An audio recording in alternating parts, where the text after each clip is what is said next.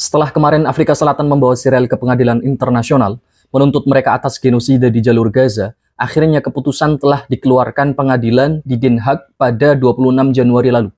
Bisa dicek sendiri hasil keputusannya, tersebar di Google, ada 86 poin pertimbangan dan keputusan pengadilan.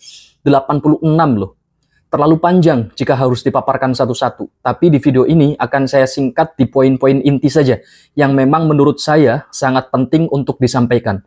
Yang pertama, di poin ke-54, disebutkan, in the court's view, the facts and circumstances, bla bla bla bla, yang intinya pengadilan menilai bahwa bukti-bukti yang diajukan Afrika Selatan telah cukup kuat untuk dimulainya gelar perkara terhadap Israel. Ini adalah poin kekalahan Israel yang pertama. Mereka nggak bisa lagi mengelak dari bukti yang dipaparkan Afrika Selatan. Yang kedua, poin nomor 78 dan 79. Pengadilan menyebutkan bahwa Israel harus mencegah pembunuhan terhadap warga Gaza dan menghukum siapa saja yang memprovokasi atau mendorong terjadinya genosida. Poin ini cukup berbahaya bagi Israel, karena jika ada bukti pembunuhan warga Gaza setelah putusan ini dikeluarkan, maka para politisi Israel seperti Netanyahu dan Galan bisa kena jerat pidana dari poin ini. Yang ketiga, ada total 17 hakim yang memimpin persidangan tersebut, 15 hakim berpihak pada Filistin, sedangkan 2 hakim membela Israel. Nah, biar kalian tahu, saya sebutkan saja 2 antek dajjal tersebut. Yang pertama bernama Ibu Julia Sebutinde, hakim dari Uganda, dan satu lagi Paman Aharon Barak, hakim ad hoc dari Israel. Nah, dalam posisi seperti ini, kedepannya akan sangat sulit bagi Israel untuk melakukan pembelaan. Kenapa? Karena nyaris semua hakim mahkamah internasional telah sepakat untuk mengusut ini lebih dalam. Yang keempat, Israel dilarang menghancurkan barang bukti genosida dan harus melapor kembali progres pelaksanaan putusan ini, sebulan setelah putusan ini dikeluarkan.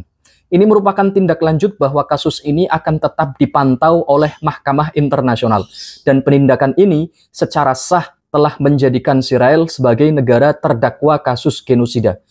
Pertanyaannya, dari banyaknya putusan Mahkamah Internasional ini, kok nggak ada satupun keputusan ceasefire, gencatan senjata? Why? Jawabannya, pengadilan internasional hanya berwenang membuat putusan sesuai yurisdiksi dan tuntutan perkara yang diajukan.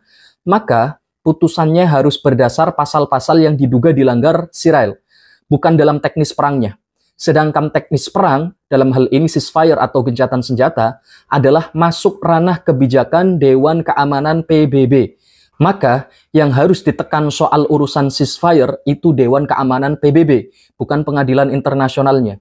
Cuma berkali-kali sidang Dewan Keamanan PBB selalu gagal ceasefire karena veto dari Amerika.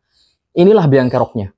Makanya harapan besar saya pribadi, semoga Ibu Menteri kita, Bu Retno Marsudi yang mewakili Indonesia di PBB, entah bagaimanapun caranya, semoga beliau dan tim bisa membuat PBB mengeluarkan keputusan ceasefire.